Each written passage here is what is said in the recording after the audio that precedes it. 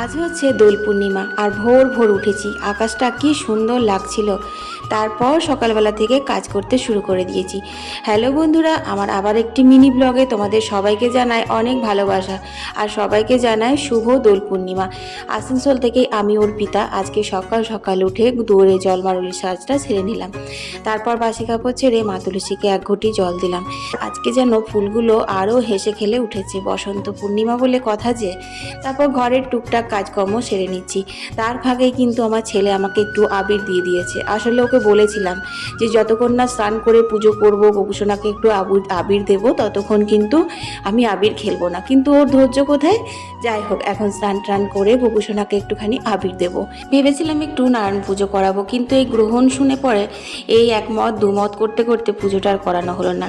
যাই হোক, নিজের মনের মতো করে পুজো দেওয়াতে যা শান্তি, সেটা কি আর পুরোহিত থেকে পুজো দেওয়াতে হয়? কখনোই হয় না আমার। তো এখন দেখো আমি পুজো দিয়ে নিয়েছি, তারপর সবার পায়ে আবির দিয়ে এখন আমরা একটুখানি আবির খেললাম, কারণ বুবলা তো সকাল থেকে একদম অস্থির হয়ে গেছে আবির খেলার জন্য।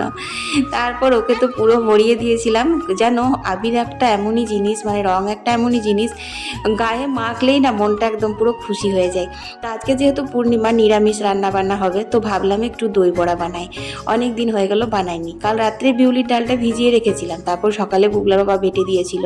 তার মধ্যে একটুখানি লবণ আর গোলমরিচ দিয়ে, গোটা গোলমরিচ আর কি দিয়ে ভালো করে ফেটিয়ে এখন দেখো বড়াগুলো ভেজে নিচ্ছি। হাতে একটু জল দিয়ে যদি বড়াগুলো ফাঁক ফাঁক করে দাও তাহলে কিন্তু হাতে লাগবে না, সুন্দর শেপ হবে বড়াগুলোর। তারপর একটা পাত্রে দেখো জল দিয়ে নুন দিয়ে একটুখানি বড়াগুলো ভিজতে দিলাম। ওই একটুখানি মানে ফুটিয়েও নিয়েছিলাম আর কি। যাই হোক, এটা ভিজুক। ওদিকে রান্না বান্না সমস্ত কমপ্লিট করব। এদিকে দইটা ফেটিয়ে নিয়েছি, দইয়ের সাথে অল্প একটু বিট লবণ আর লঙ্কা গুঁড়ো দিয়েছিলাম। এখানে এক কারি হয়ে গেছে, আর হয়েছে সজনে ডাঁটা আলু পোস্ত, আর একটু নিম বেগুন করেছিলাম, সাথে একটু ডালও করেছিলাম। আর এটা হচ্ছে সামা চালের ভাত। যেহেতু আজকে পূর্ণিমা, তাই আমি তো অন্ন খাবো না, তার জন্য। গেল সকালবেলা থেকে দুপুরবেলা অবধি, তারপর বিকেল থেকে রাত অবধি কি করেছি সেটা কিন্তু নেক্সট ব্লগে আসবে। সবাই ভালো থেকো, সবাইকে জানাই হ্যাপি হোলি।